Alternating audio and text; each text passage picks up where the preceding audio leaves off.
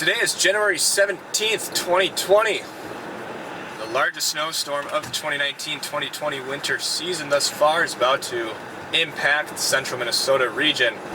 Snow has taken a longer time to occur here because the profile right now, especially in the low levels, from just actually from the surface to about 700 millibars, is completely dry still as of the 12Z balloon launch this morning out of Chanhassen. So we're going to have to wait for that entire portion of the vertical profile to saturate before any type of precipitation, any of these ice crystals can reach the surface.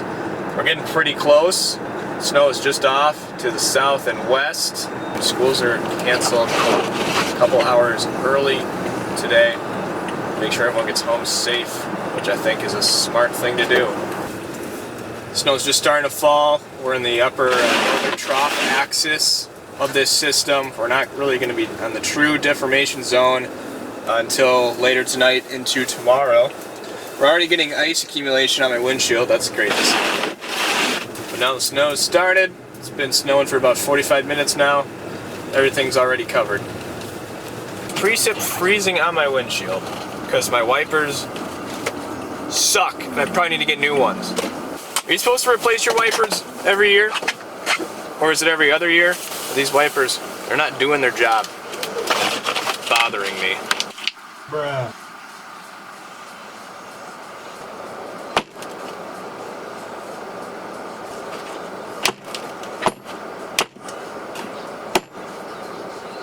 Maybe I don't get too mad at windshield wipers because I just kind of wrecked the left one.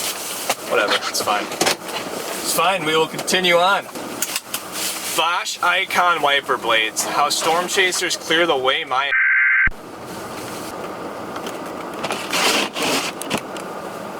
It is literally so bad. Why are wipers literally terrible? I feel like they're degenerating. I can't even see the road.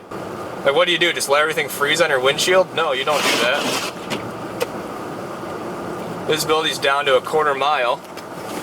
In my car, it's down to a quarter of a yard. What is that, dude? That is literally so dangerous. Guess I won't be documenting as much of this storm as I would like to.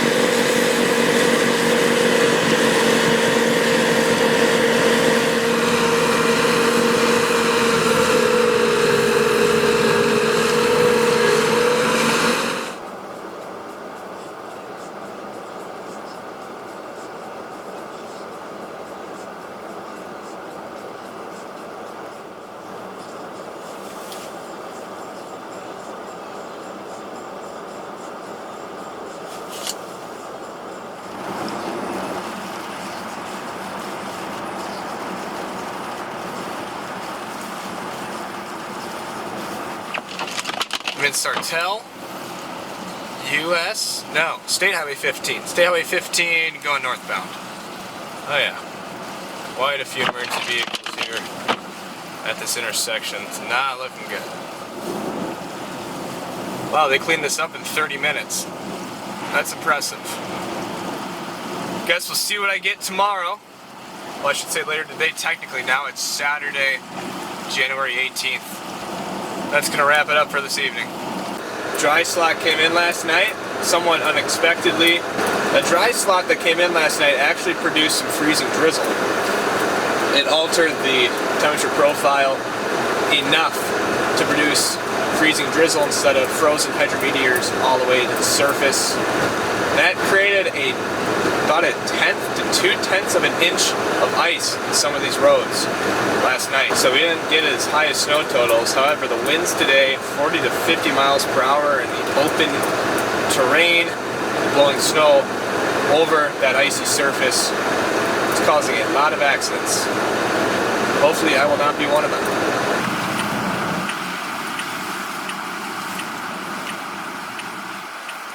Dude, this is dumb. Going back around the loop, gonna do one more quick pass on this flipped vehicle. Looks like a smart car.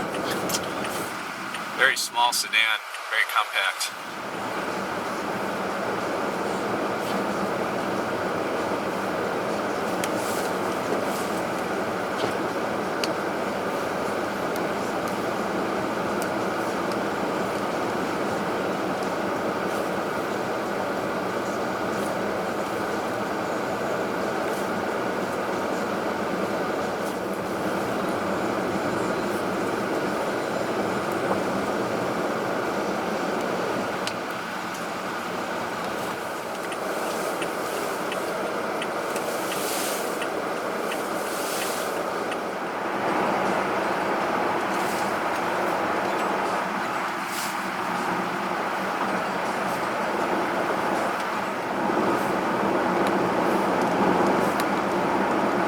Is that Dougie Doug Doug? I like to Doug. Doug Kiesling, baby, there you go. He's hiding up there. Good man. Smart man, I do the same thing.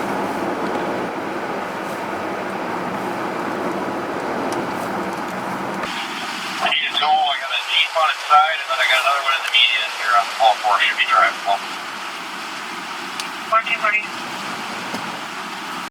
I wonder if this guy has the same intentions as me. I'm sure his windshield looks something like this. Frickin' joke.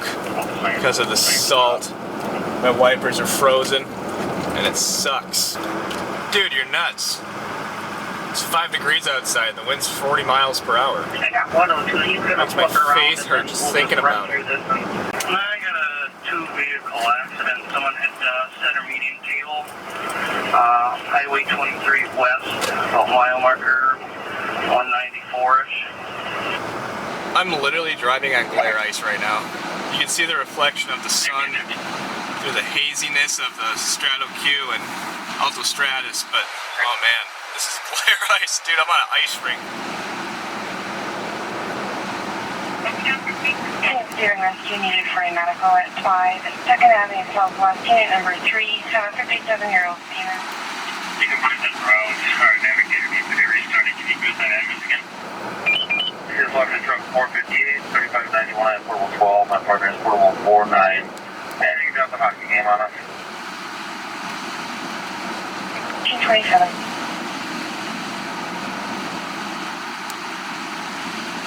I'm going to try and head west first. Roads are terrible, glare ice, and winds gusting 30 to 40 miles per hour. I'm gonna make one more pass back down 94 around St. Cloud and then take a trip down US 10 and back on the southeast side of St. Cloud.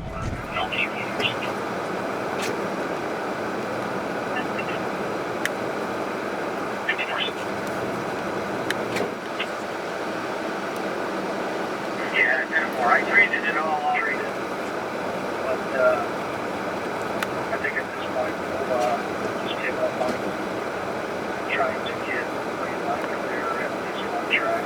So, scraping that.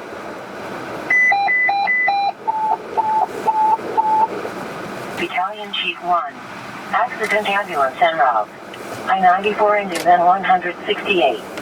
There's the ambulance that got called to roll over. One vehicle. Interstate mile marker 168 eastbound, I-94, south of St. Cloud. 103. Caller stating Daniel Ford within her apartment. She is now left and still resting the stating she threatened from Drizzle while she was there. I would say if that lane isn't completely glazed over like it is going west, I would not shoot it because I'm kind of brake checking it now and it's not super bad where it's just a little bit of ice on there. 365, I just saw your chat. I can start heading over there and check things out.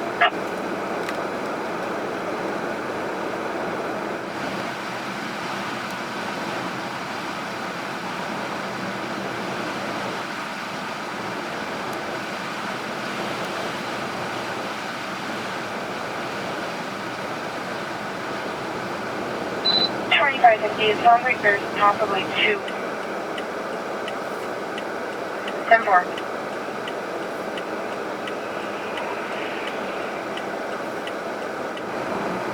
Hey, just curious, how much salt do you guys have left in that shed up there? That rough guess the other day was, I think Brian's is like 100 tons.